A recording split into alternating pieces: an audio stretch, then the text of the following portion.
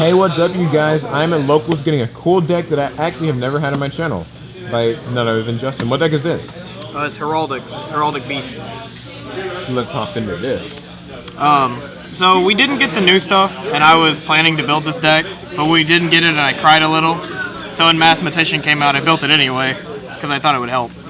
So, you're in 3 maths. They're used to dump your Leo. Leo's how the deck works.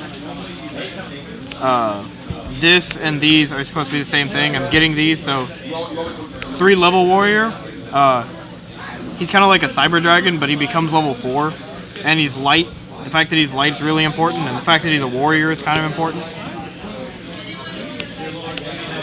3 thrashers, basically same reason. He's a level 4, use special. He's a warrior. He's light.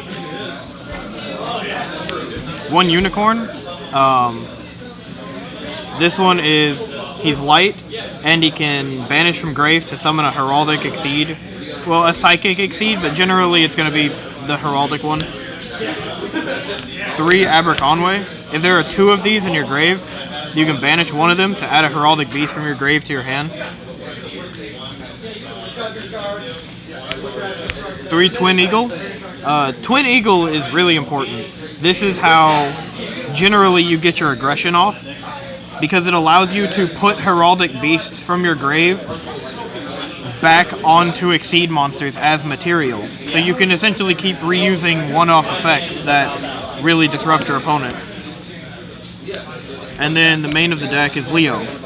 So when Leo's summoned, he activates and he'll die at the end of the turn. If he's sent to grave ever, for any reason, then you get to search. You only get 1 search per turn, but if he's used for an effect, if he's milled, if he's sent by Foolish or something, if you use him as an exceed, it doesn't matter. He always gets to search a heraldic beast other than himself.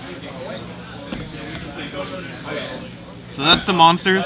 The spells are 3 Heraldry Reborn, which is literally just Monster Reborn for heraldics. This is the most important card in the deck. Outside of Leo, this is probably the most important card. So what Heraldry Art does is you take 2 heraldics in your grave, you summon them, and then you immediately exceed with them into whatever you want. There's no stipulation on it, there's no once per turn clause, just as long as there are 2 heraldics in grave, you summon them, you exceed. 1 book, 1 Foolish, 2 Rotas, because we have 2 Rotas, why not? And 2 Lances. And then traps, we have 3 trap stuns. A lot of the times I win by getting Chidori off, and then basically negating my opponent's draw phase for as long as I want with Twin Eagle. This helps to get the Chidori off eventually. 2 chains. And the one-offs. I mean, they're good, why not run them? So that's the main deck. The extra deck is all rank 4s, but it's a pair of 101s, a pair of win conditions, Genome Heritage. So this thing will catch people off guard. So you can only make it with 2 Heraldics. It has no detach effect of its own, but once per turn, you can target and exceed your opponent controls. That exceed becomes 0 attack points, its effect is negated, and then this card becomes that card until the end of the turn, and you can use its effect and do whatever. It can also be summoned with Unicorn. 1 Abyss Dweller, Maestroke, Pappy,